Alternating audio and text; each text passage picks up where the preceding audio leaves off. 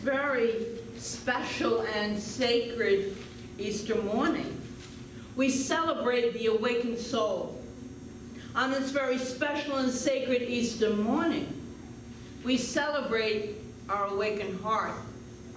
On this very special and sacred morning, Easter morning, we move into the realm of Christ consciousness. Christ consciousness sounds such a beautiful term. We use it a lot in Science of Mind here. But what does it mean? Truly, what does it mean? And what does it mean in terms of a definition? And what does it mean in terms of how we live our lives? We're going to look at that. Let's take it apart. What is consciousness? First of all, you hear, Rita's holding consciousness. So she's not holding this one. This is the definition of consciousness. And then we'll tell you the one that she is holding right now, and hopefully we move into.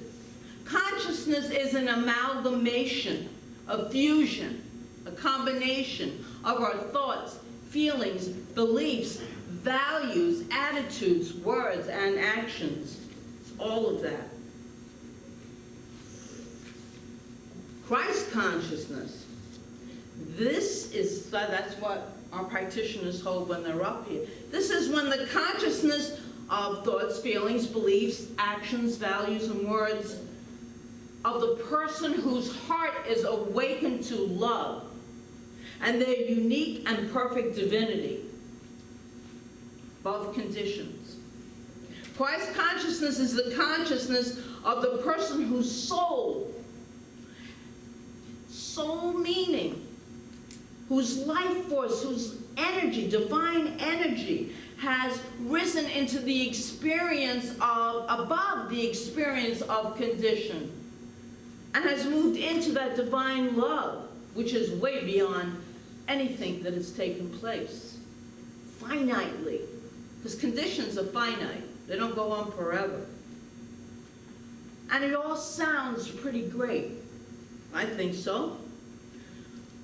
Well, it sounds pretty good, but in terms of actually having Christ consciousness alive in us, wow, that's a big deal. And what does that mean, and how do we do that? I have some terrific news, though, this morning. The moment you desire Christ consciousness, the moment you make a decision to move into that state of being, it will happen.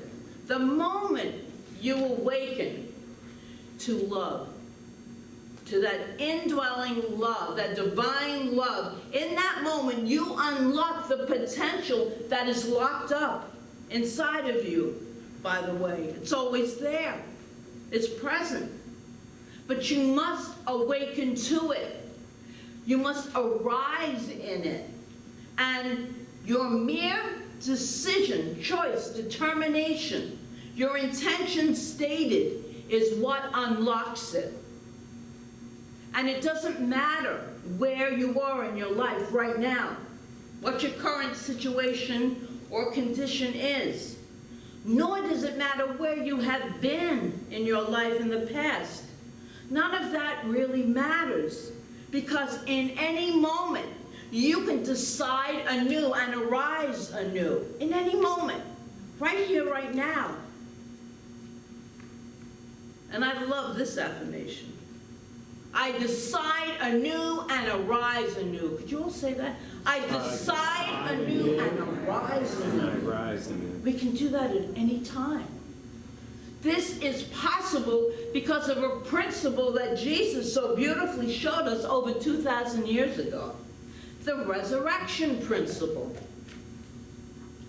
The resurrection principle says that the power of life, the power for life, is stronger than anything else. We see its effect everywhere. Without the resurrection principle, every fallen leaf would be a step towards the end of the tree's life. With every withered blossom, the flower would cease to be. With the cut of a finger or a bruise of a knee, our lifespan would be shortened. With every closed door, nothing else would open up for us. Without the resurrection principle, with every sorrow, discouragement, or despair, our faith and hope would be lost, never to return. But we know that none of those things occur because of the resurrection principle, rising anew. Always the cycle of life, rising anew. The master teacher, Jesus, demonstrated the epitome of this principle on Easter morning over 2,000 years ago. And we can demonstrate it in huge ways when we desire, despite what has occurred in our lives up until this moment, despite our circumstances or the conditions surrounding us. When we make the decision, make the choice, make the determination to awaken our hearts to love and to arise into our highest potential in this life. That's when it happens. But we have to know that there is something within us that is so much greater than what appears in this finite state of our human existence.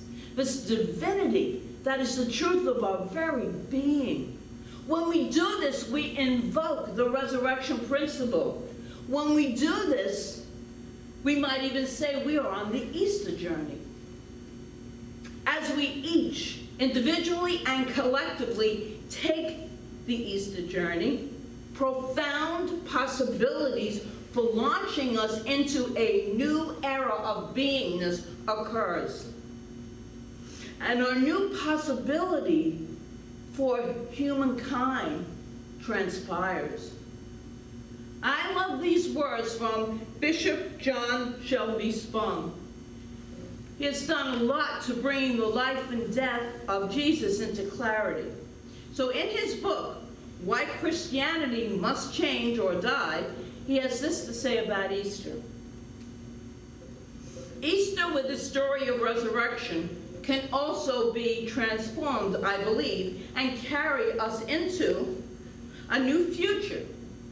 Yet before that is possible, the miracles of physical resuscitation, the angels who roll stones away from the tombs, and the bodies that appear out of nothing and disappear into thin air must be dismissed for the developed legends that they are. But life, he says, that transcends every human limit is a powerful portrait. Death which opens up things to new possibilities. Love which triumphs over hatred every time. And that being which overcomes non-being. Those are truths to which Easter points, he says. And those are the truths that emerge when God is met on the edges and at the limits of our finite humanity. That is what the stories of the resurrection are all about. So, once we have made our decision to live in an awakened, arisen place of Christ consciousness, once we have decided to meet the God of our being, this divinity of our being on the edges and at the limits of our finite humanity, how do we actually live from it? Because that is the key element here. How do we live from it? Our decision, our choice, our determination unlocks the potential within us.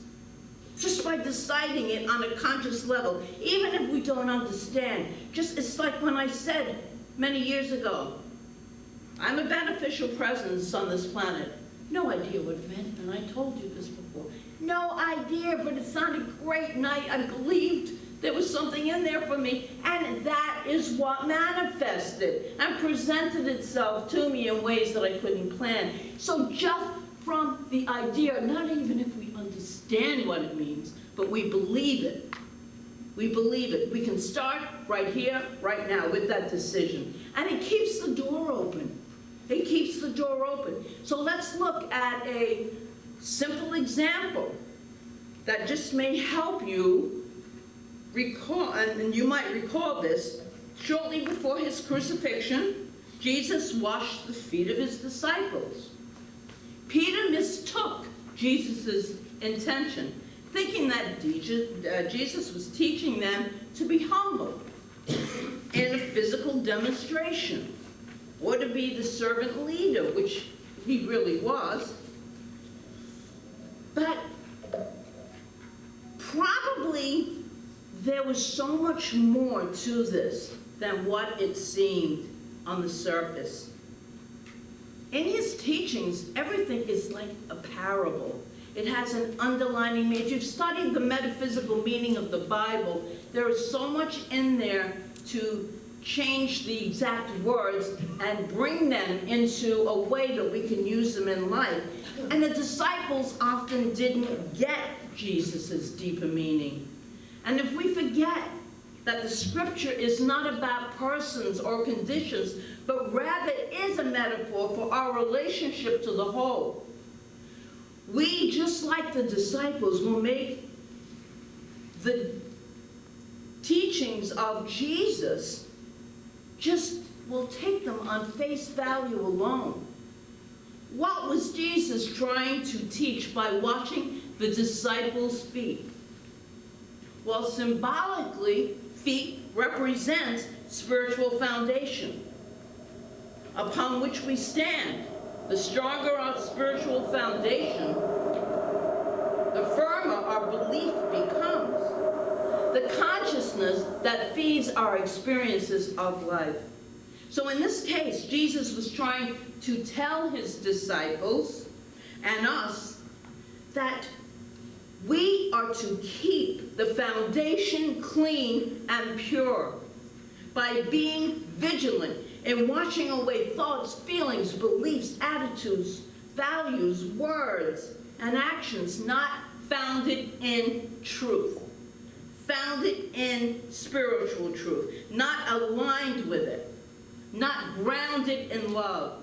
In this act of washing the disciples' feet, Jesus was calling them, and is still calling us, to stand tall and strong in our own unique and perfect divinity. He was calling them and us to stand tall in rising above the experience of any condition and into the realm of a higher understanding. He was calling them and us to stand tall in the knowing of who and whose we are. He was calling them and us to stand tall and to soar into infinite possibilities of what it means to be God in here on earth. Because each and every one of us has been created out of this God stuff, this essence of this beautiful divine energy. So therefore, each and every one of us has within us that God self. So powerful, so powerful. Living the spiritual life means taking the Easter journey again and again and again and again, not just once a year. We practice the spirituality which we teach here.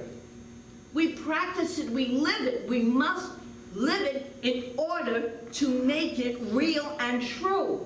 It's not just me standing here and preaching about some kind of book or something. It's me telling you, and telling myself mostly, that I need to practice this. We need to practice this and live this every day, that faith. We take it whenever we feel that we are less than a beautiful expression of divinity. Whenever we begin to feel that the scars and scrapes, the bumps and bruises of this life that caused us to be anything less than whole, complete, and perfect. Whenever we forget that all of those things are merely a part of this journey that we're all on, of becoming who we are meant to be. We take our Easter journey whenever we get mesmerized by conditions that can make us feel, they take a hold of us and make us feel like they're never going to go away and they're never going to change. And we all know that conditions always change. They always go away and change. The important part is, what did we learn from the conditions? What did we awaken to? Are we still stuck in that fear, doubt, worry, and upset? No, this is giving us the opportunity to be in the condition and to rise above it with a renewed consciousness that creates then a renewed experience. This is the way it works. And we take our Easter journey whenever we think we can't, because we absolutely can. Absolutely. Prove it to yourself. Prove it to yourself when you're going through that dark night of the soul. And at the same time, you know that there's something within you that's so much greater than this condition, this experience. And so, my friends, on this very special and sacred Easter morning, let us take our Easter journey, a journey that calls for us to stand more fully and completely in who and whose we are.